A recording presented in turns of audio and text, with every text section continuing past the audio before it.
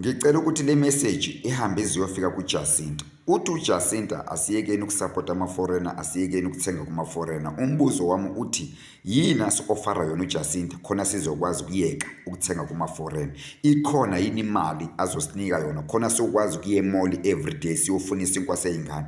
Ngoba iy'ngane kumele zivuke esikoleni, kumele zikhere. I-shop ka-my friend nayo la eceleni kwami kula si-afforda khona. Do you know ukuthi kunabantu okuphela 3 months bangaya e-mall? Makungena i-350 bayikhipha la ko-my friend bakhokhwe ney'kweleti zempuphu abayithathile. Wena uthi asiyeke ukuthenga kula bantu, usi-ofarani wena? Yini le uzosinika yona wena?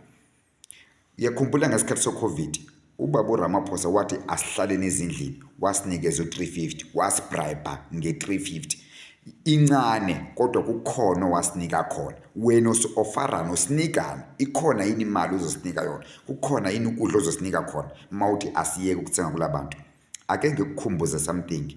Impilo iphilayo akusiyo impilo esiyiphilayo. I-level okuyo akusiyo i-level esikuyo. Wena uhlala ku-big house, thina sihlala emkhukhwini. Wena uthenga uHoolworths, thina sithenga kula bantu. Wena uphila ngama-million, thina siphila ngo-350. Mawuthi asiyeke ukusupporta la bantu, asiyeke ukuthenga kula bantu, ufuna siphile ngani? Uyandlula isibari uthengisa umshanyelo. Ngiwuyeke umshanyelo mina ngingawuthengi. Kumele ngishanyele ijared lami. Umshanyelo uwu-10 rand kusibari. Ngigibele ngiye e-mall ngiyofuna umshanyelo. Izawubuyaphi imali yokugibela? Ngigibele ngiye e-mall ngiyofuna isinkwa sey'ngane. Izawubuyaphi leyo mali everyday ukuthi ngiyothenga isinkwa sey'khaftini zey'ngane ukuze zikhere zesikoleni? Ningakhuluma izinto niyay'cabangele nodwa ngoba niya-afforda. Thina we can't afford. Impilo yakho ayifani neyami.